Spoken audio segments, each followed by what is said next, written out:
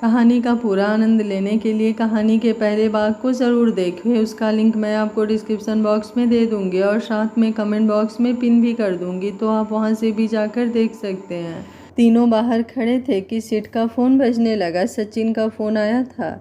सचिन बोला, hello sir, आपने phone किया था? असल में मैं बाहर था, घर आया तो पता चला कि फ़ोन आया है। कोई काम था सर? सांची की आदत थी कि वो फ़ोन अपने पर्स में छुपाकर साइलेंट करके रखती थी और जब तब उसे चेक करती रहती थी। उसने दादाजी के पास से वापस आकर फ़ोन देखा तो कॉल देखकर उसने कॉल बैक किया। सीट बोला, नहीं, तुमने उस दिन के बाद कोई खबर नहीं ली, इसलिए निखिल सर का तुमसे बात करना चाहते थे। तब सांची को पता चला कि वो हॉस्पिटल में उन सब के साथ है। सांची बोली, ओह अच्छा, करा दीजिए बात, कहकर उसने गले को खंगारा। सिड ने फ़ोन निखिल को पकड़ा दिया। हेलो सचिन भाई, अच्छे गायब हुए, दोबारा आए ही नहीं। सांची अपनी आवाज़ में भारीपन लाकर बोली, वो सर, मैं या ज़मीन के मसले में बिज़ी हो गया था, आप कहिए क्या करना है? निखिल बोला, हाँ, कल उस मार्शल को काबू करना है तो सोचा कि तुम भी चलना, तुम उसे पहचानते हो, कोई कमी ना रहे, साले को उम्र कैद करवा कर छोड़ेंगे। सचिन बोला, ओके सर, मैं आ जाऊंगा, आप एड्रेस सेंड कर दीजिएगा। निखिल ने ओके कहकर फ़ोन बंद कर दिया। तभी सांची के फ़ोन में एड्रेस आ गया। सांची सोचने लगी कि वो क्या करे। पूरब को बताए बिना कहीं जा नहीं सकती थी और ये बात उसे बता भी नहीं सकती थी। तब उसे एक स्कीम सूझी कि वो किसी फ्रेंड का नाम लेकर उसके बहाने घर से निकल जाएगी। रात को पूरब काफ़ी लेट आया। वो बेड पर लेटी थी। उसे देखकर उठकर बैठ गई। वो सीधा वॉशरूम में चला गया। हाथ पोंछते हुए उसके पास आया और उसके माथे को छूते हुए बोला, अब बुखार कैसा है तुम्हारा? सांची बोली, ठीक है, आज सारा दिन नहीं हुआ और भी कोई परेशानी नहीं हुई। पूरब ने उसके माथे से हाथ नहीं हटाया बल्कि उसके जुल्फ़ों से खेलते हुए बोला, मौसी का फ़ोन आया था, तुम्हारा हाल चाल पूछ रही थी, मैंने कह दिया कि तुम ठीक हो। सांची बोली, मेरे पास भी मैसेज आया था, मैं सोच रही थी कि मैं कल उनके पास जा आऊँ, उनके दिल को तसल्ली हो जाएगी। उसे जाने का बहाना मिल गया था, अब उसे फ्रेंड का नाम लेकर झूठ बोलने की ज़रूरत नहीं है। पूरब बोला, अगर ठीक रही तो चले जाना, उसने सांची के सिर को प्यार से सहलाते हुए कहा। उसे सांची का ऐसे पूछना अच्छा लगा। कुछ रुक कर पूछा, डिनर कर लिया? सांची बोली, नहीं, मैं तो आपकी वेट कर रही थी, सांची ने शर्माते हुए कहा। उसे पूरब का प्यार से उसका सिर सहलाना अच्छा लग रहा था। पूरब बोला, इतनी रात हो गई और तुम मेरी वेट कर रही थी, उठो चलो पहले खाना खा लो। उसने उसे उठाकर खड़ा किया और डाइनिंग रूम की तरफ चलने को कहा। वो लोग डाइनिंग रूम में आ गए तो कुमार ने जल्दी से खाना लगा दिया। पूरब ने कल की तरह सांची को खाना खिलाया, फिर उसे कमरे में ले आया। सांची बोली, सूरज भैया की तबीयत अब कैसी है? वो कब से मौका ढूंढ रही थी कि वो पूछे तो कमरे में आते ही उसने पूछ लिया। पूरब बोला, ओ हाँ, वो ठीक है, डॉक्टर कहते हैं कि अब कोई खतरे की बात नहीं है। पूरब कल के मार्शल के केस को लेकर थोड़ा चिंतित था, तो जब सांची ने पूछा तो थोड़ा सोचते हुए बोला। सांची बोली, ये तो अच्छी बात है कि वो अब ठीक है, कहकर सांची बेड पर लेट गई। पूरब स्टडी रूम में आ गया। उसने सचिन को फ़ोन किया। सांची को पहले ही लग रहा था कि ये फ़ोन करेगा, इसलिए उसने फ़ोन अपने पास ही रखा हुआ था। उसने खुद को सेट किया, फिर फ़ोन उठाकर भारी आवाज़ में बोली, हेलो सर, गुड इवनिंग। पूरब बोला, सो रहे थे क्या? एक्चुअली काम ही ऐसा था, कल मिशन पर जा रहे हो ना, निखिल का ध्यान रखना, बेशक पुलिस अफसर बन गया है पर बचपना बहुत है उसमें, देखना कोई गलती ना करे। अभी तो सूरज बड़ी मुश्किल से ठीक हुआ है, मैं नहीं चाहता कि निखिल को कुछ हो, कहकर वो फ़ोन बंद करने लगा। फिर बोला, अच्छा, अपना भी ध्यान रखना, उस मार्शल को छोड़ना नहीं, बचना नहीं चाहिए वो। सांची बोली, आप बिल्कुल चिंता ना करें, आपके कहने की ज़रूरत नहीं थी, मैं उन्हें कुछ नहीं होने दूंगा। फिर पूरब ने फ़ोन रख दिया। उसे निखिल की चिंता हो रही थी। उसकी आंखों के सामने सूरज का खून से लथपथ शरीर घूम रहा था। वो बहुत घबरा गया था जब सूरज को गोली लगी थी और वही घबराहट फिर आज भी हो रही थी। वो आकर बेड पर लेट गया, पर वो बेचैनी में करवटें बदल रहा था। सांची को उसकी बेचैनी का पता चल गया। वो उसकी तरफ मुड़ी। उसने पूरब की पीठ से जान लिया कि वो जाग रहा है। उसने पूछा, क्या बात है, नींद नहीं आ रही? पूरब उसकी तरफ मुड़ा। हाँ, नींद आ नहीं रही है, पर तुम सो जाओ। अगर मेरे हिलने से परेशान हो रही हो तो मैं बाहर चला जाता हूँ। वो उठने लगा तो सांची ने उसका हाथ पकड़कर बिठाते हुए कहा, नहीं, यहीं रुको। आप चले जाओगे तो मुझे भी नींद नहीं आएगी। अगर आप ठीक समझे तो अपनी परेशानी के बारे में मुझसे बात कर सकते हो। कहते हैं कि दर्द बांटने से कम हो जाता है। पूरब बोला, नहीं, ऐसा कुछ नहीं है, बस बिजनेस की ही प्रॉब्लम है। तुम सो जाओ, चलो मैं सुलाता हूँ। कहते हुए उसने उसके कंधे के पीछे से अपनी बाह निकाली और उसे अपनी तरफ खींच लिया।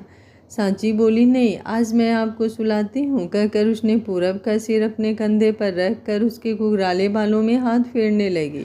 वो जब से पूरब को चाहने लगी थी तब से उसका सपना था वो ऐसे उसके बालों में हाथ फेरे। आज उसका ये सपना पूरा हुआ था। वो बड़े प्यार से उसके बालों को सहला रही थी। पूरब को मज़ा आ रहा था। उसने अपनी आंखें बंद कर ली और आराम से सो गया। सांची ने उसकी सांसों की आवाज़ से जान लिया कि वो सो गया है। उसे पूरब पर प्यार आ रहा था। वो गर्दन झुकाकर उसे देखती रही। फिर वो भी बेड पर सिर को टिकाकर आंखें बंद करके लेट गई। सुबह जब पूरब की आंख खुली तो उसने देखा कि वो सांची की गोद में उसकी कमर को बाहों से भरे लेटा हुआ था और सांची बेड की बैग पर सिर टिकाए सो रही थी। उसने धीरे से सांची को सीधा करके लिटा दिया, फिर उसके माथे पर किस किया और तैयार होकर हॉस्पिटल चला गया। सांची उठी तो 10 बज गए थे। निखिल ने उसे 11 बजे बुलाना था। वो जल्दी से उठी और तैयार होकर अपने फ्लैट पर पहुंच गई।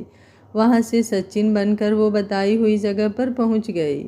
ये एक सुनसान जगह पर खड़ी पड़ी बिल्डिंग में मार्शल अपने लोगों के साथ वेट कर रहा था। कुछ लोग आए। वो लोग सेंटर में रखे टेबल के पास इकट्ठे हुए और उनके हेड ने मार्शल से बात की। फिर मार्शल ने अपने आदमी को इशारा किया तो एक आदमी सूटकेस लेकर आया और दूसरे ने भी इशारा किया। उसका आदमी 3 सूटकेस लेकर आए। दोनों ने सूटकेस टेबल पर रख दिए। मार्शल ने अपना सूटकेस उसकी तरफ ढकेल दिया और उसने मार्शल की तरफ तीनों सूटकेस धकेल दिए। मार्शल ने पहला सूटकेस खोला तो वो पूरा पैसों से भरा हुआ था। वो पैसे देखकर खुश हो गया। उधर दूसरे में मार्शल वाला सूटकेस खोला, उसमें सफ़ेद पाउडर था। उसने सूंघ कर देखा, फिर ताली मारते हुए कहा, ये है ना असली माल। ये ताली उसने निखिल के लिए बजाई थी। निखिल अपनी टीम के साथ अंदर आ गया और उन सबको घेर लिया। मार्शल तो इतने सारे पैसे देखकर उसी में खोया हुआ था। उसे कुछ पता ही नहीं चला कि कब निखिल की टीम आई, कब उन्होंने उन्हें घेर लिया, उनके साथ लड़ाई करने लगे। ये सूटकेस लेकर भागने लगा तो उसे सचिन उसके आगे आ गया और उससे लड़ने लगा। तब निखिल आ गया और दोनों ने मिलकर उसकी खूब पिटाई की। फिर उन्होंने उसे गिरफ्तार कर लिया। निखिल ने उसे अपनी टीम के साथ पुलिस स्टेशन भेज दिया। खुद सचिन के साथ बातें करने लगा। निखिल बोला, ये तो इतनी आसानी से पकड़ा गया, मुझे लग रहा था कि इसे पकड़ना मुश्किल होगा। इससे शातिर तो तुम हो, तुमने हम तीनों को हरा दिया था। वो पुराने समय को याद करते हुए बोला। सचिन बोला, सर आप तो यूं ही मुझे शर्मिंदा कर रहे हैं। उस दिन इत्तेफाक से मैं बच गया। ये मार्शल तो बहुत शातिर था। वो जो पूरब सर ने पिछली प्लानिंग की थी ना, उससे ये कंगाल हो गया और इसके आदमी भी भाग गए। ये इसलिए कमज़ोर हो गया है। उसने हकीकत बताई। निखिल बोला, ये काम भी निपट गया, गुरु को बता दे, उसे बहुत चिंता थी। फ़ोन निकाल कर पूरब को मिलाने लगा। सचिन मन में सोचने लगा, हाँ उसे बहुत चिंता थी, नींद में भी आपका ही नाम लिए जा रहा था। निखिल बोला, हेलो गुरु, मिशन पास हो गया। मार्शल को मॉल समेत पकड़ लिया गया। मुझे तो लगा था बहुत मुश्किल होगा, लेकिन वो तो बड़ी आसानी से पकड़ा गया। अब साले को बताएंगे सूरज को हाथ लगाने की सज़ा क्या होती है। पूरब बोला, ये तो बहुत ही अच्छी खबर सुनाई है, मुझे तेरी चिंता हो रही थी। सचिन ठीक है, किसी को कोई चोट वोट तो नहीं आई, सब ठीक है ना। निखिल बोला, अरे कहा ना सब ठीक है, सचिन भी ठीक है और अपनी पूरी टीम भी ठीक है, किसी को कुछ नहीं हुआ, हल्की फुल्की चोटें आई हैं, जल्द ही ठीक हो जाएंगी।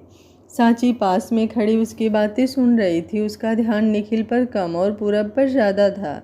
उसे खुशी हुई कि पूरब उसकी फ़िक्र कर रहा है, मतलब सचिन की फ़िक्र कर रहा है। वो दिल ही दिल में खुश हो रही थी कि निखिल ने उसे फ़ोन पकड़ा दिया और बोला, गुरु तुमसे बात करना चाहता है। उसने फ़ोन पकड़कर खुद के ख्यालों को समेटते हुए कहा, हेलो सर। दूसरी तरफ से पूरब बोला, हेलो सचिन, थैंक यू, तुमने इसका ख्याल रखा, मुझे इसकी बहुत चिंता हो रही थी। सांची बोली, सर आप ऐसा क्यों कह रहे हैं, मैं तो आपका सेवक हूँ, आपका हुक्म मानना मेरा फ़र्ज़ है। अगर मैं इतना भी ना कर सकूँ तो मेरा क्या फ़ायदा, उसने अपनी वफादारी जताते हुए कहा।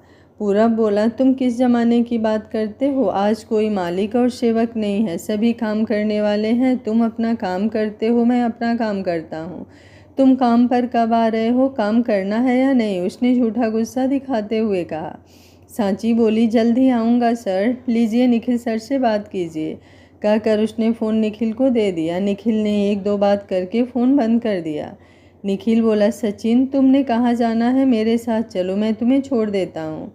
सचिन बोला, थैंक यू सर, मैं अपनी बाइक पर चला जाऊँगा। अच्छा चलता हूँ, नमस्ते। निखिल बोला, हो मैं तो भूल ही गया था कि तुम्हारे पास बाइक है। अच्छा ओके, मिलते हैं, कहकर दोनों अपने अपने रास्ते चले गए। सांची वापस अपने फ्लैट में आ गई और बेड पर लेटकर सोचने लगी कि वो सचिन बनकर रोज़ क्लब कैसे जाएगी। पूरब को वो रोज़ रोज़ क्या बहाना बनाएगी, पूरब तो इतना तेज है, सब जान जाएगा। उससे हमेशा बचना मुश्किल है, अब जॉब से मना भी नहीं कर सकती। अजीब मुसीबत है, पर इसका कोई ना कोई हल तो करना ही होगा।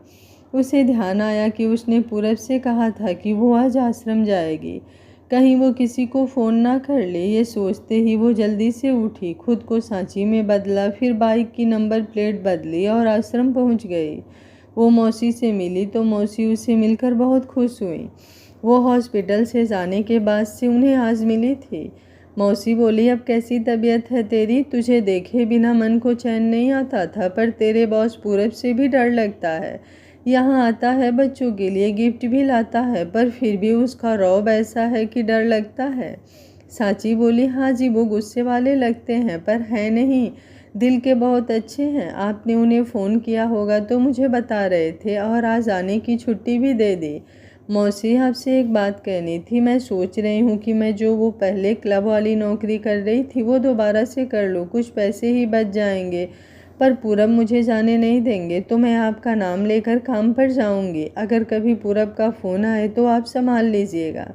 मौसी बोली, बेटा तू हमारे लिए कितना करती है, तो क्या हम तेरे लिए इतना नहीं कर सकते, तुम आराम से काम करो, मैं संभाल लूँगी, वो बोले। अब सांची की चिंता थोड़ी कम हुई, फिर भी उसे ऑफिस से फ्लैट तक आना, फिर तैयार होकर जाना, सब मुश्किल लग रहा था। पर उसने सोचा जब इतना हो गया है तो बाकी भी हो ही जाएगा। उसने पूरब को फ़ोन किया, हेलो मैं आश्रम में हूँ, शाम को आ जाऊँगी। पूरब बोला, तुम ठीक हो, बुखार तो नहीं हुआ, खाना अच्छे से खाना और जल्दी वापस आ जाना। सांची बोली, नहीं बुखार नहीं चढ़ा, ठीक है, कहकर उसने फ़ोन बंद कर दिया।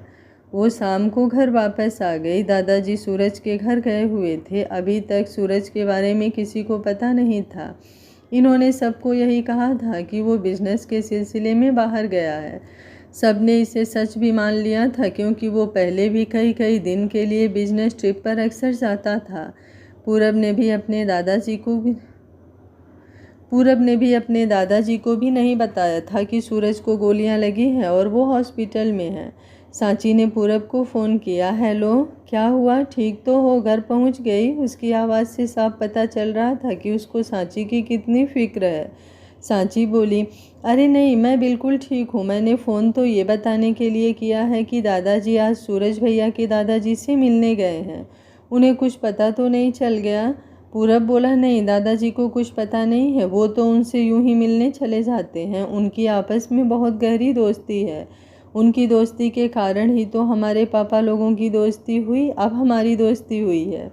सांची बोली, अच्छा ठीक है। पूरब बोला, अच्छा सुनो, आज रात मैं सूरज के पास रुकूंगा, सुबह आऊँगा, तुम खाना खाकर सो जाना, कहकर उसने फ़ोन बंद कर दिया।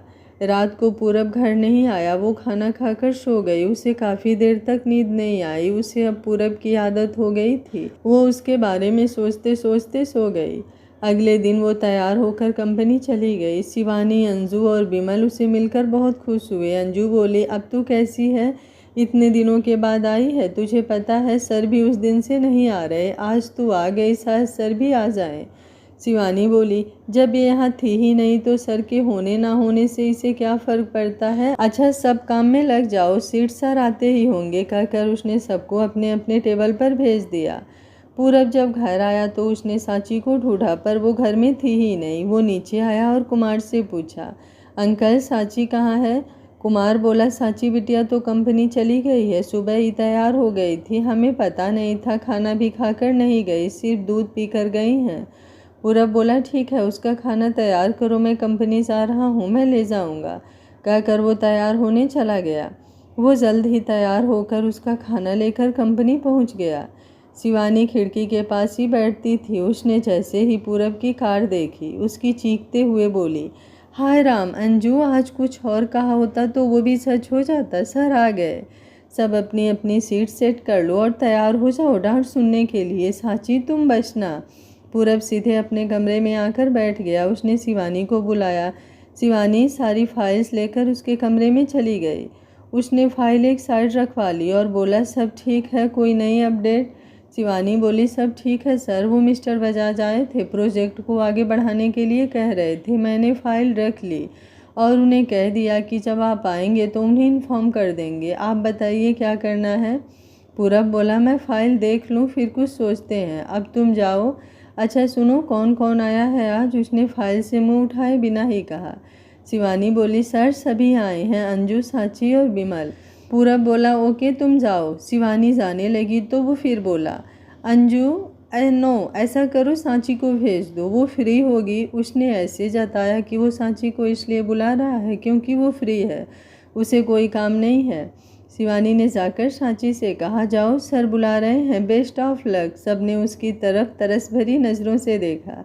सांची ने पूरब के कमरे का दरवाजे के पास आकर पूछा, मैं आई कम इन सर? पूरब उसी का वेट कर रहा था। उसकी आवाज़ सुनते ही बोला, आ जाओ। वो अंदर आई तो पूरब का दिल कर रहा था इसे गले लगा ले। वो कल ही नहीं मिला इससे और उसे ऐसा लग रहा था मानो कितने दिन बीत गए हों। वो उसके पास गया, उसकी कमर में बाह डालकर उसे सोफे पर लाकर बिठा दिया। फिर टिफ़िन उसके आगे रख कर बोला, कुमार अंकल बता रहे थे तुमने नाश्ता नहीं किया, ये लो नाश्ता कर लो।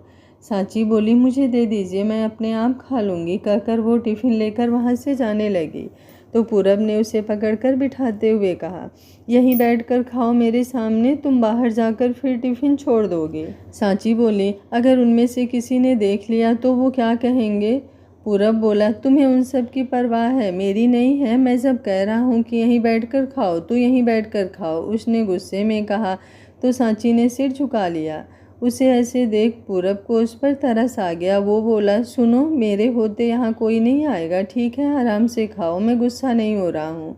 इस तरह तुम्हारी सेहत डाउन हो जाएगी, इसलिए जोर दे रहा हूँ, खा लो। उसने प्यार से रिक्वेस्ट करते हुए कहा। सांची चुपचाप खाने लगी। उसकी धड़कन बहुत शोर कर रही थी। उसे डर लग रहा था कि कोई आ ना जाए। इधर शिवानी और अंजू को उसकी टेंशन हो रही थी कि कहीं पूरब सांची को इतने दिन एब्सेंट रहने के कारण डांट तो नहीं रहा होगा। अंजू बोली, शिवानी, सांची को गए आधा घंटा हो गया, मुझे बहुत डर लग रहा है, कहीं सर उसे डांट तो नहीं रहे, बेचारी पहले ही मुश्किल से ठीक हुई है। शिवानी बोली, उस दिन सर को कहा तो था कि इसे ज़्यादा डांटने की वजह से बुखार हो गया है, इसे डांटा मत कीजिए, लेकिन सर तो सर हैं, बात मानना तो उन्होंने सीखा ही नहीं। वो धीमी आवाज़ में बोली। वो नहीं चाहती थी कि पूरब सुन ले। अंजू बोली, मैं दरवाजे पर जाकर सुनकर आती हूँ, आप सीट सर का ध्यान रखना। कहकर वो पूरब के दरवाजे की तरफ जाने लगी। शिवानी बोली, ध्यान से, उन्हें पता ना चले। अंजू दरवाजे के पास खड़ी हो गई। पूरब ने जान लिया कि कोई बाहर है। वो सांची से बोला, पेज नंबर 4 की 6th लाइन देखो। कहकर वो एक फाइल के पेज उलटने लगा। सांची ने उसकी तरफ हैरानी से देखा तो उसने दरवाजे की तरफ इशारा किया। सांची सब समझ गई। वो बोली, जी सर, ये मैंने चेक कर ली थी। अंजू बाहर खड़ी सब सुन रही थी। ये सुनकर वो वहाँ से चल दी। पूरब को उसके जाने का भी पता चल गया। तब उसने चैन की सांस ली। पूरब बोला, बॉस मैं हूँ, मेरी जॉब है कि मैं इन सब पर नज़र रखूँ, पर ग्रेट, तुम्हारे कारण ये लोग मुझ पर नज़र रख रहे हैं। उसने हंसते हुए कहा। सांची बोली, आप प्लीज़ उन्हें कुछ ना कहिएगा। पूरब बोला, तुम्हें लगता है कि मैं उसे कुछ कहूँगा? अगर कहना होता तो उसी वक्त डोर खोलकर उसे पकड़ लेता, पर अच्छी बात है वो तुम्हारी केयर करते हैं। सांची पूरब को देखती रह गई। ये कैसा बंदा है, कभी तो इतना पराया सा बन जाता है, कभी इतना अपनापन दिखाता है। खाना खाकर सांची ने पूछा, अब मैं जाऊँ? पूरब टिफ़िन बंद करते हुए बोला, जाओ मैं सीट के पास कुछ फ्रूट भेजता हूँ, वो भी खा लेना, नहीं तो यहाँ बुलाकर खिलाऊंगा। वो जाने लगी तो पूरब बोला, सुनो, ज़्यादा काम करने की ज़रूरत नहीं है, जाकर रेस्ट करो। उसने रेस्ट पर जोर देते हुए कहा। सांची बोली, नहीं नहीं मैं खा लूँगी, कहकर वो वहाँ से भाग ले। पूरब खड़ा हंसता रहा। सांची कमरे में आई तो हमेशा की तरह सब उससे कुछ ना कुछ पूछने लगे। शिवानी बोली, सर ने डांटा तो नहीं? सांची बोली, नहीं, मैंने सारे जवाब सही दिए, तो वो डांटेंगे भला क्यों? अंजू बोली, चलो शुक्र है, पर वो काम में तो कोई गलती नहीं निकाली। सांची बोली, नहीं, सब ठीक था, उन्होंने तो उल्टा मेरी तारीफ की। अंजू बोली, लगता है उन पर शिवानी की बात का असर हो गया है, उन्हें पता है अगर कुछ कहा तो कहीं दोबारा बुखार ना हो जाए। अंजू हंसते हुए बोली। शिवानी बोली, हाँ ऐसा ही लगता है। विमल बोला, चलो सर को समझ तो आया। इन सब की बातें सुनकर सांची को पूरब पर तरस आ रहा था कि वो उसकी इतनी केयर करता है और ये लोग उसी को कुछ कुछ कह रहे हैं, पर वो कर भी क्या सकती थी सिवाय उनकी बातें सुनने के। ये सब सुनकर उसे पूरब पर और प्यार आ रहा था। सब काम में लगे थे। वो एक फ़ाइल खोलकर पूरब की बातें याद कर रही थी। तभी पूरब का फ़ोन आया। उसने फ़ोन को 2 बार ध्यान से देखा। अभी तो उसके कमरे से आई हूँ, इतनी जल्दी फ़ोन? सांची ने फ़ोन उठाया। हेलो, हाँ जी। शिवानी, अंजू और बिमल तीनों ने उसकी तरफ देखा कि ये इतने प्यार से किससे बात कर रही है। सांची ने उन्हें अपनी तरफ देखते हुए देखकर स्माइल कर दी। पूरब बोला, हेलो सांची, अमित आज इंग्लैंड जा रहा है। तुम कह रही थी ना कि तुम्हारी फ्रेंड को इससे कोई काम है। कुछ देर में वो यहाँ आएगा तो आकर बात कर लेना। सांची ने सबकी तरफ देखते हुए कहा, ठीक है, जब वो आए मुझे बता दीजिएगा, कहकर उसने फ़ोन रख दिया। सब अपनी जगह पर चले गए। तीनों को लगा कि इसका पर्सनल मैटर है, वो क्यों बीच में पड़े। कुछ देर बाद लैंडलाइन पर कॉल आई। शिवानी ने फ़ोन उठाया। Yes sir. पूरब बोला, सांची को मेरे पास भेजो, कहकर उसने फ़ोन बंद कर दिया। शिवानी ने बंद फ़ोन की तरफ देखा, फिर फ़ोन रखकर सांची को आवाज़ दी, सांची तुम्हें सर बुला रहे हैं। सांची ने उसकी तरफ देखकर ओके कहा और एक फाइल लेकर पूरब के ऑफिस में चली गई। वहाँ अमित बैठा था। सांची बोली, हेलो, ये रीमा का एड्रेस है, आप उसके पास चले जाना, बाकी वो आपको बता देगी। अमित बोला, ज़रूर जी, मैं उससे मिलकर सब पूछ लूँगा, आखिर हमारी इकलौती भाभी है। उसने हंसते हुए कहा। पूरब बोला, ठीक है, ज़रा ध्यान से करना, कोई शिकायत ना आए। अमित बोला, आपकी सिफारिश की ज़रूरत नहीं है, भाभी ने कह दिया तो समझो हो गया। पूरब और सांची भी मुस्कुरा दिए। कुछ देर वहाँ रुकने के बाद अमित वापस चला गया। सांची भी उसके पीछे ही जाने लगी तो पूरब ने उसका हाथ पकड़कर रोक लिया। सांची ने उसकी तरफ देखकर कहा, पूरब आप क्या कर रहे हैं, सब बाहर ही हैं। उसने अपना हाथ पीछे खींचते हुए कहा। पूरब बोला, होने दो, मैं किसी से डरता हूँ क्या, और मैं कोई गलत काम थोड़े ही कर रहा हूँ। मैंने तो तुम्हें ये पूछने के लिए रोका कि तुमने खाना खाया और वो फ्रूट्स। सांची बोली, हाँ जी, सब खा लिया, अब मैं जाऊँ? तब पूरब ने उसका हाथ छोड़ दिया और उसे जाने दिया। सांची छूटते ही भाग ली। पूरब उसे ऐसे भागते देख मुस्कुरा दिया। हॉस्पिटल। पूरब के आते ही सूरज ने उसे एक पेपर दिया। पूरब ने वो पेपर खोल कर देखा। ये सूरज और सांची की डीएनए टेस्ट की रिपोर्ट थी। उसने देखा रिपोर्ट नेगेटिव थी, मतलब दोनों भाई बहन नहीं थे। पूरब ने सूरज की तरफ देखा, वो बहुत मायूस था। तब पूरब बोला, अरे छोड़ ना, इन रिपोर्ट से क्या होता है, अगर तूने उसे बहन माना है तो वो तेरी बहन ही है, तो क्या हुआ अगर खून का रिश्ता नहीं है तो? बात तुम दोनों के मानने की है। पूरब की बात सूरज को ठीक लगी तो वो बोला, हाँ ये तो है ही, बस मुझे इस बात का दुख है कि मेरी किरण नहीं मिली, पर अब से मैं सांची को ही अपनी किरण मान लूँगा। पूरब बोला, हाँ यही ठीक होगा। पास में खड़ी वो नर्स सब सुन रही थी। इत्तेफाक से उसका नाम भी किरण था। वो अंदर आई और सूरज से बोली, हाँ जी कहिए, क्या कहना है? सूरज बोला, मैंने आपको नहीं बुलाया। नर्स बोली, पर अभी तो आपने मेरा नाम, मतलब आप किरण नाम ले रहे थे। पूरब बोली, हाँ इन्होंने किरण का नाम लिया, पर हम अपनी बात कर रहे थे, आपका इससे कोई मतलब नहीं। किरण बोली, ओह मुझे लगा शायद मेरा जानने वाला मिल गया, आपकी शक्ल मेरे बिछड़े हुए भाई जैसी लगती है, बस इसलिए ही पूछा। उसने मायूसी का नाटक करते हुए कहा, इसने तो ये तीर हवा में चलाया था, पर वो तीर एकदम निशाने पर लगा। सूरज ने उससे पूछा, क्या कहा तुमने? तुम्हारा भाई अब कहाँ है वो? किरण नाम सुनकर उसे भी आस हो गई। किरण ने इस केस के बारे में नेट पर सर्च की थी। उससे पता चल गया था कि इसकी बहन कैसे खोई थी। सो वो बोली, असल में उस वक्त मैं बहुत छोटी थी। मैं किसी पार्क में झूला ले रही थी। भैया मेरे ढूंढते हुए मैं खुद खो गई। फिर मुझे एक आंटी ले गई। उन्होंने मुझे मेरे घर के बारे में पूछा, पर मुझे कुछ याद ही नहीं था। बस अपना नाम याद था, किरण, उसने रोते हुए कहा।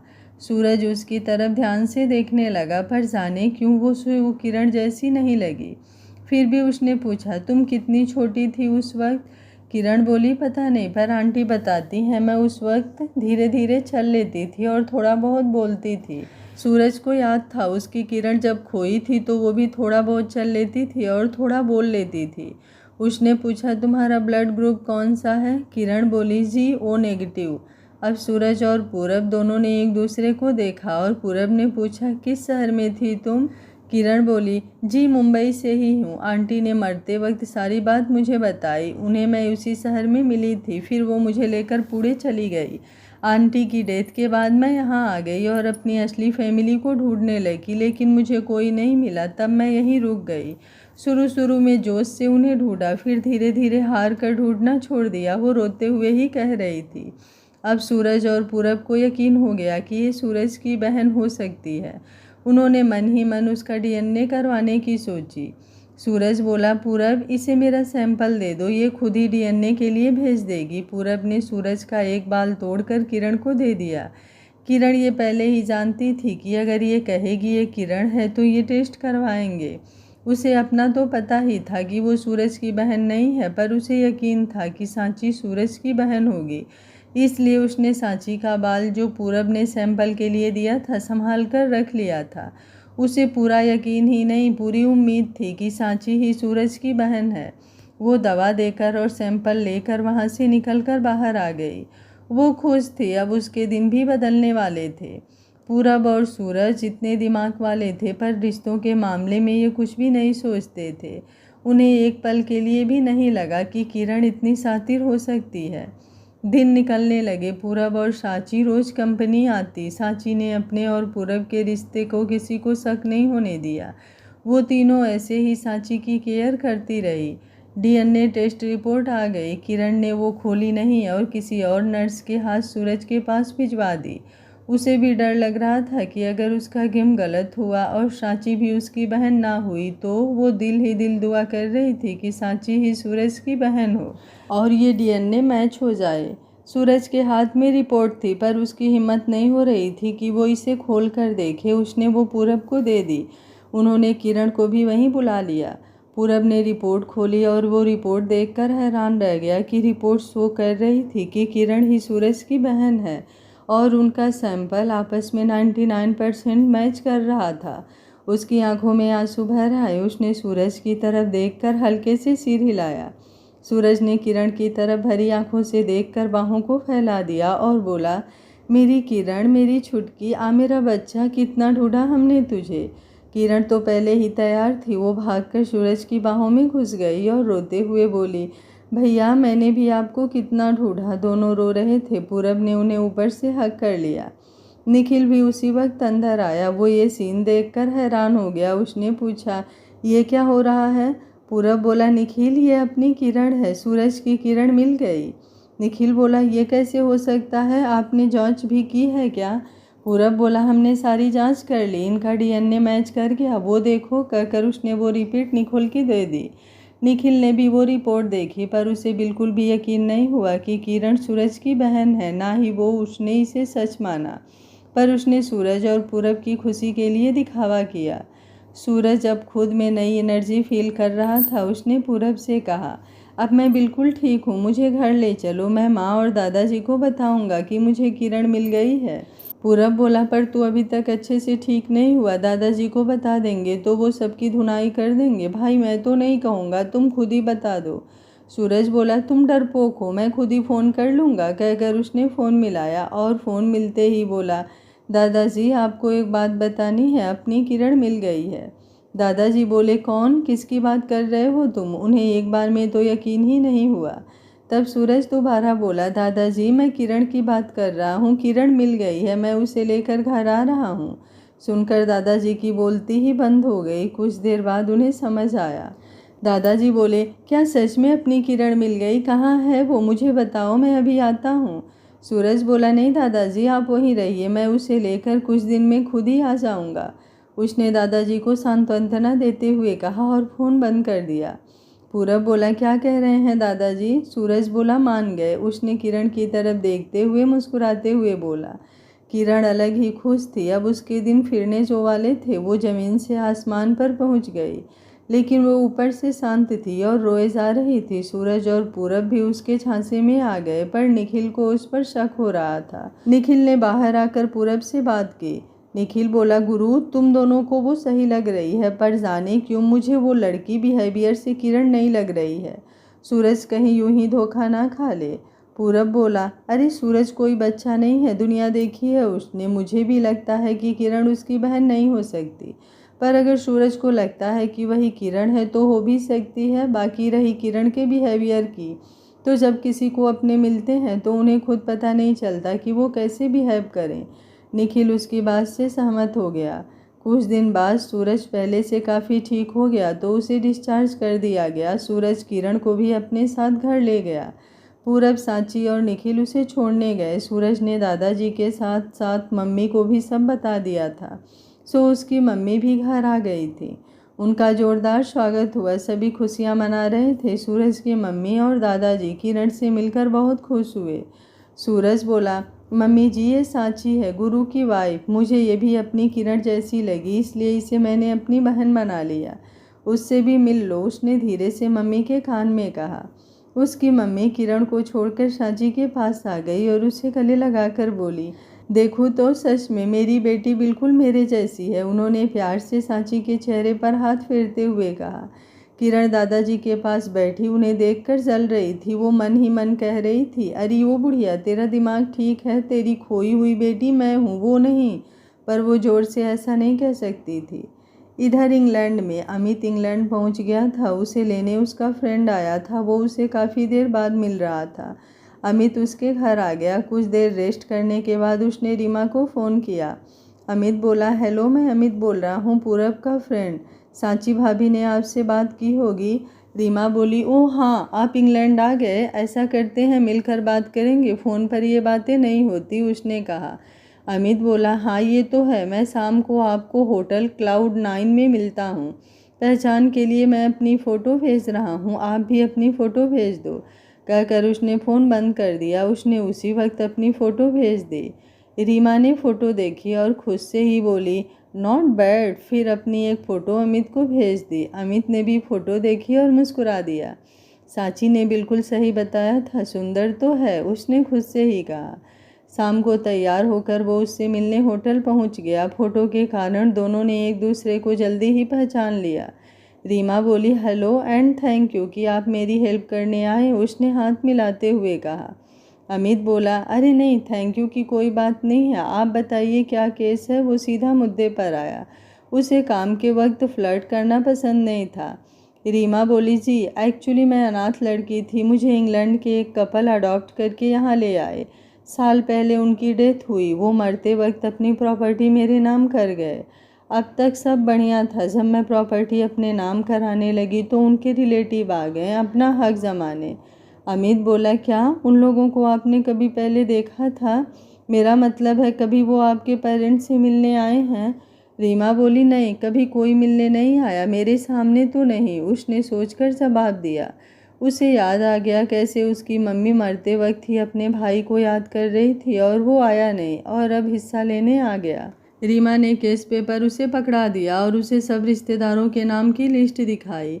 अमित ने नज़र घुमाई और बोला, कमाल है, इतने रिश्तेदार खड़े हो गए। रीमा बोली, हाँ, शुरू में उनका भाई आया, उसने आकर मुझे कहा कि मैं इस प्रॉपर्टी की कुछ नहीं लगती, सारी प्रॉपर्टी उसकी बहन की है, इसलिए बहन के बाद वो उसकी है। बस उसने जाकर केस कर दिया। फिर उसकी देखा देखी पापा के भाई बहन भी आ गए। अमित बोला, ऐसा ही है, लोग एक दूसरे की देखा देखी केस कर देते हैं, पैसे के लालच हर किसी को खींच लाता है।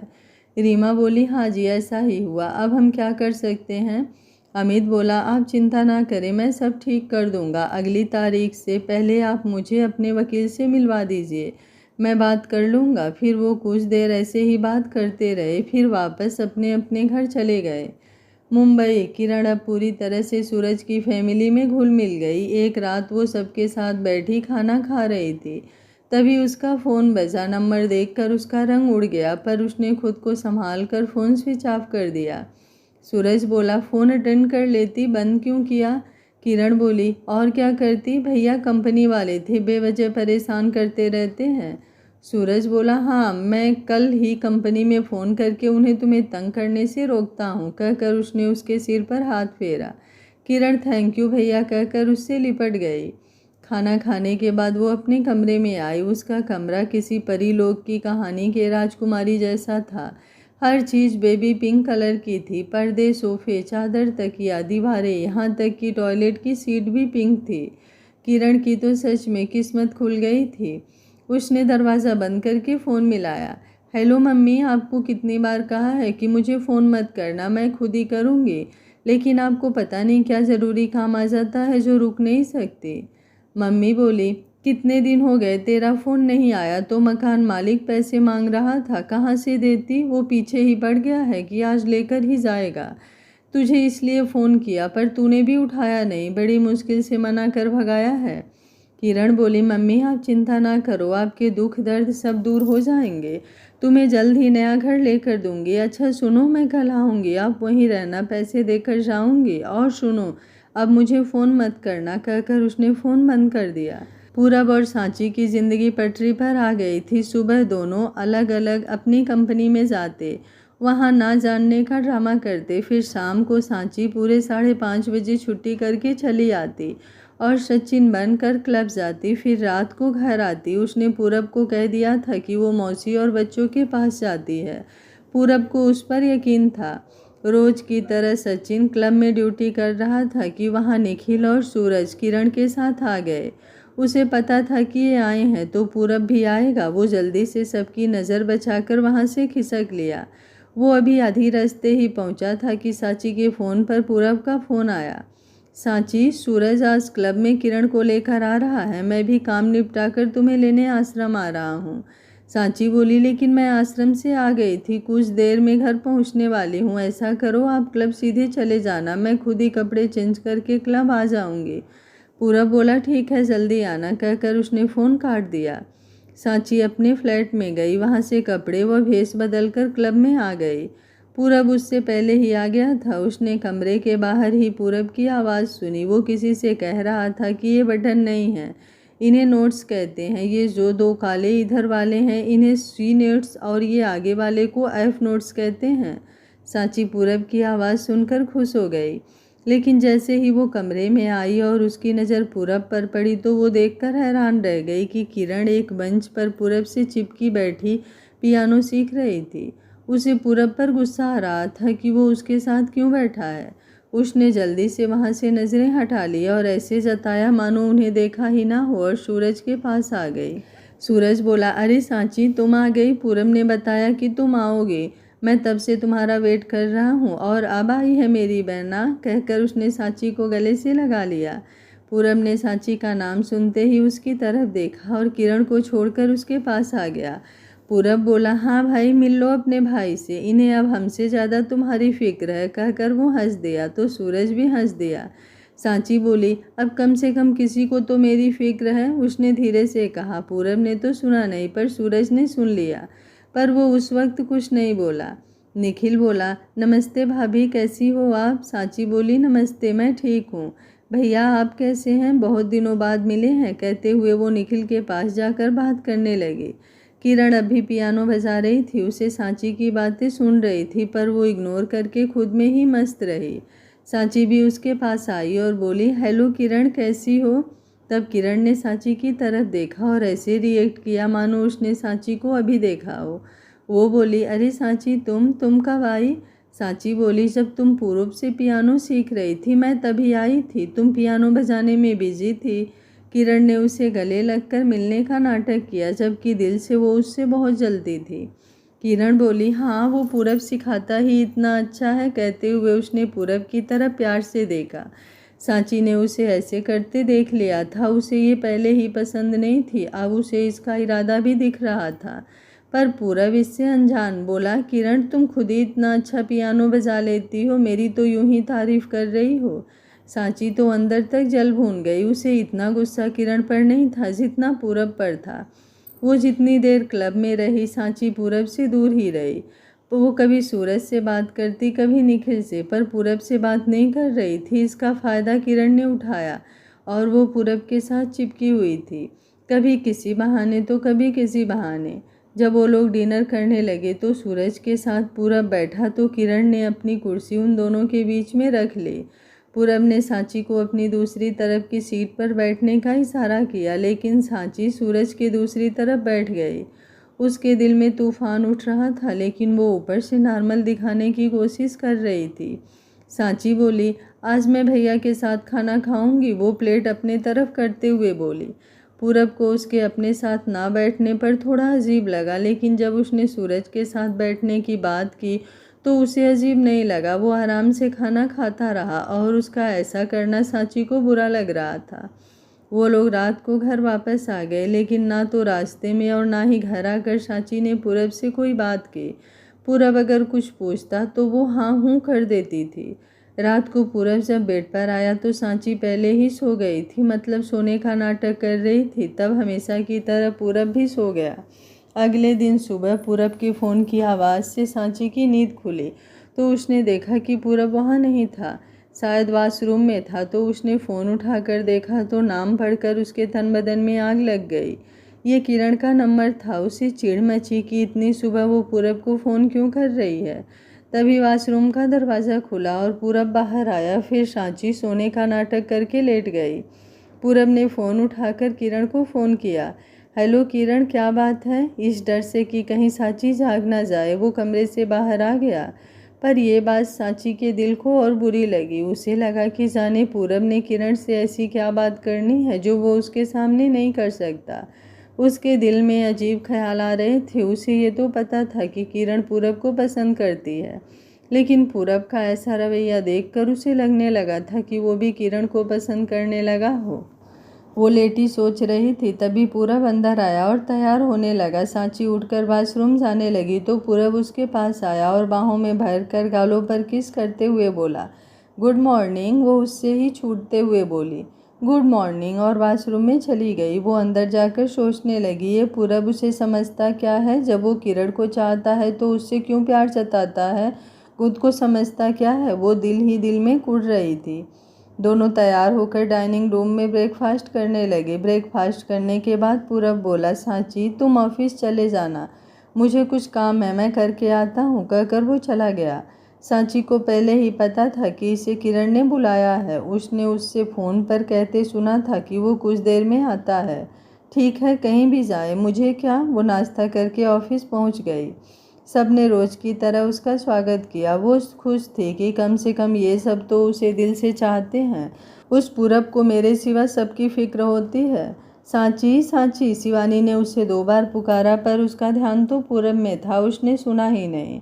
तब शिवानी उसके पास आई और उसके कंधे पर हाथ रखकर बोली, क्या सोच रही हो सांची? उसके छूने से सांची को होश सा आया। उसने शिवानी की तरफ देखकर पूछा, जी पूरब आ गया? शिवानी बोली, पूरब? उसने हैरानी से पूछा। अंजू कभी कभी मजाक या गुस्से में पूरब का नाम ले लेती थी, पर सांची कभी भी उसका नाम नहीं लेती थी। हमेशा उसकी रिस्पेक्ट करती थी और सर ही बुलाती थी। इसलिए वो सभी हैरान थे। इसलिए शिवानी के साथ साथ सभी उसकी तरफ देखने लगे। सांची को तब अपनी गलती का एहसास हुआ। वो बोली, सॉरी, बस सर पर गुस्सा आ गया इसलिए नाम निकल गया। आप कुछ कह रही थी? शिवानी बोली, वो मैं पूछ रही थी कि वो जो सर ने हॉस्पिटल वाला प्रोजेक्ट की फाइल दी थी वो कंप्लीट हो गई। सांची बोली, जी कंप्लीट है, ये लीजिए। शिवानी बोली, ऐसा करो सर के टेबल पर रख दो, उन्होंने कहा था कि 2 दिन में कंप्लीट फाइल उनके टेबल पर होनी चाहिए, उसने कहा। अंजू सांची के पास आई और उसके कंधे से कंधा मारकर धीरे से बोली, तुझे मेरे पूरब पर गुस्सा क्यों आया? सांची उसे अब अच्छे से जान गई थी तो वो बोली, मैंने तुम्हारे पूरब से नाराज होकर क्या लेना है? वो तो यूं ही उनकी पुरानी बातों पर गुस्सा आ गया। अंजू बोली, मतलब याद तू भी उसे ही कर रही थी, बात क्या है? उसने भौहों को उठाते हुए पूछा। सांची बोली, कुछ नहीं यार। तब अंजू ने हंसते हुए अपनी सीट पर चली गई। सांची भी हंस दी। उसे लगा मानो उसे हंसे हुए भी काफ़ी दिन बीत गए हो। पूरब घर से सीधा सूरज के घर गया और सूरज को मिला। किरण ने फ़ोन किया था कि सूरज और दादाजी में किसी बात को लेकर बहस हो गई और दोनों में लड़ाई हो गई है, सो वो उसे समझाने गया था। पूरब बोला, सूरज कितनी बार कहा है तुम दादाजी से लड़ा ना करो, अब क्या बात हुई? किस बात पर लड़ाई हुई तेरी? सूरज बोला, गुरु तुम्हें पता है मैं खुद उनसे नहीं लड़ना चाहता, पर वो बात ही ऐसे करते हैं। पता है वो क्या कह रहे थे? पूरब बोला, क्या? उसने पूछा। सूरज बोला, वो कह रहे थे कि मैंने सांची से शादी क्यों नहीं की, तुम्हारी शादी क्यों होने दी। मैंने समझाया कि मैं उसे बहन मानता हूँ और वो मेरे लिए किरण जैसी है। बस इसी बात पर बहस हो गई। वो बात सुनने को तैयार नहीं थे। भला ये भी कोई बात हुई? उसे फिर गुस्सा आ गया। पूरब बोला, ये क्या बात हुई? सांची अब मेरी है, वो तुम्हारी कैसे हो सकती है? पूरब को अजीब लगा कि इसके दादाजी ऐसी बात कैसे कर सकते हैं। सूरज बोला, वही बात तो है, पर तुझे पता है कि वो कैसे हैं, किसी दूसरे की बात सुनते ही कहाँ हैं। पूरब बोला, लेकिन सांची इसमें कहाँ से आ गई? हमारी शादी को साल होने वाला है और दादाजी को अब लगता है कि वो तुम्हारी वाइफ होती। अजीब बात है। पूरब को अंदर ही अंदर गुस्सा आ रहा था। सूरज बोला, वैसे तू कैसे आया? पूरब बोला, मुझे किरण ने वो बताने लगा था कि किरण ने उसकी और दादाजी की लड़ाई के बारे में बताया था, लेकिन किरण ने उसे चुप रहने का इशारा किया तो वो बोला किरण ने पियानो सीखने के लिए बुलाया था। सूरज बोला, ओ किरण भी? उसे पता नहीं कि तू कितना बिजी है। फिर वो किरण से बोला, तुम्हारे लिए पियानो टीचर रख दूंगा, ऐसे इसे तंग ना किया करो, ये कोई निठल्ला आदमी नहीं है, बिजनेसमैन है। इसके पास तो इतना भी टाइम नहीं होता कि ये आराम से खाना भी खा ले। ये तो मेरे कारण तेरे बुलाने पर आ गया, आगे से ऐसा ना करना। किरण बोली, नहीं भैया, आगे से नहीं करूँगी, अब आ गए हैं तो आज तो सिखा दें। वो बच्चों की तरह बोली। पूरब बोला, चलो जल्दी से सीख लो, मैंने काम पर जाना है, कहकर वो पियानो के पास बैठ गया। उसने कुछ देर उसे पियानो सिखाया, फिर एक मीटिंग में गया और दोपहर को कंपनी पहुंचा। सांची सुबह से वेट कर रही थी। अब पूरब आया तो उसे लगा कि वो सुबह से किरण के साथ था। पूरब का फ़ोन आया। शिवानी ने उठाया। Hello sir. पूरब बोला, सांची को भेजो, कहकर उसने फ़ोन बंद कर दिया। शिवानी बोली, सांची तुम्हें सर बुला रहे हैं, उसने सांची से कहा। सांची अनमने ढंग से उठकर अंदर गई। सांची बोली, यस सर, आपने बुलाया? पूरब बोला, यहाँ आओ, मेरे पास बैठो।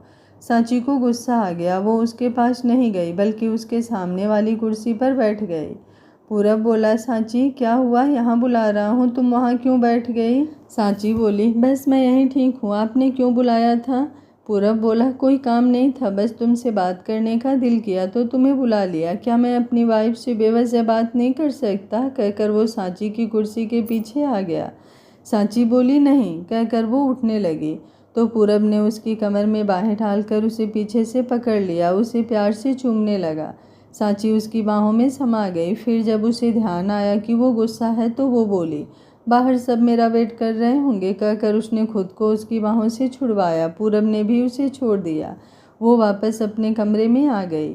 शाम को घर आकर भी वो पूरब से दूर दूर रही तो पूरब को कुछ डाउट हुआ। उसने सांची से पूछा, सांची कोई बात हुई है क्या? मुझसे नाराज़ हो क्या? सांची कुछ कहती तभी पूरब का फ़ोन बजने लगा। अमित का फ़ोन आया था। पूरब ने फ़ोन उठाया तो वो बोला, यार मैं आ गया हूँ सनराइज़ होटल में, अभी आ जा, बहुत सी बातें करनी है तुझसे, और भाभी को भी ले आना, उन्हें भी उनकी फ्रेंड का मैसेज देना है। पूरब बोला, कमीनो तुम हमेशा बेवक्त ही फ़ोन किया करो, चल ठीक है आता हूँ, कहकर उसने फ़ोन बंद कर दिया और सांची से बोला, सांची अमित वापस आ गया है, उसने मिलने के लिए बुलाया है, उसने तुम्हें भी बुलाया है, कह रहा था तुम्हारी फ्रेंड का कोई मैसेज देना है, उठो तैयार हो जाओ। वो खुद भी वॉशरूम में चला गया। सांची भी उठी और उसने अपने कपड़े निकाल कर बदल लिए। पूरब भी तैयार हो गया था। वो दोनों कुछ ही देर में सनराइज होटल पहुंच गए। वो बताए हुए कमरे में गए तो अमित ने दरवाज़ा खोला। वो दोनों अंदर आए तो कोई आकर सांची से लिपट गया। सांची हक्की बक्की रह गई। उसे 1% भी अंदाज़ा नहीं था कि ये कौन है। आखिर कौन हो सकता है सांची के गले लगे हुए? क्या आप लोगों को कुछ अंदाज़ा है? कमेंट बॉक्स में अपनी राय ज़रूर दीजिएगा और आज का पार्ट आप लोगों को कैसा लगा ये भी बताइएगा। अगर कल का पार्ट आप लोग जल्दी देखना चाहते हैं तो कमेंट बॉक्स को अपने प्यारे प्यारे कमेंट से भर दीजिए। उम्मीद करती हूँ कहानी आप लोगों को पसंद आ रही होगी। Thank you for watching. मिलते हैं कहानी के अगले भाग में।